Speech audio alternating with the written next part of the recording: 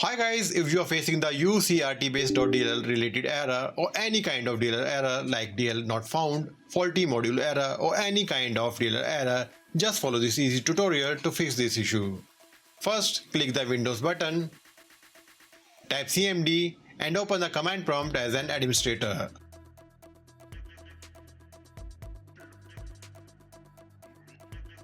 Now type the command sfc /scan now and press the enter button to execute this command.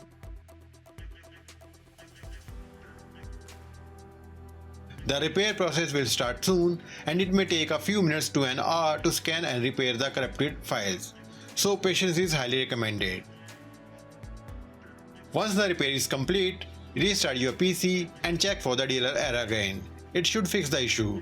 If the error still persists, type the following commands: DISM online cleanup image scan health. Press the enter button.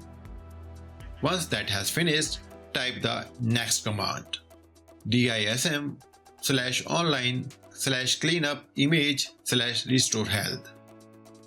Press the enter button. Once that has finished, restart your PC and your problem should be resolved. Stay safe.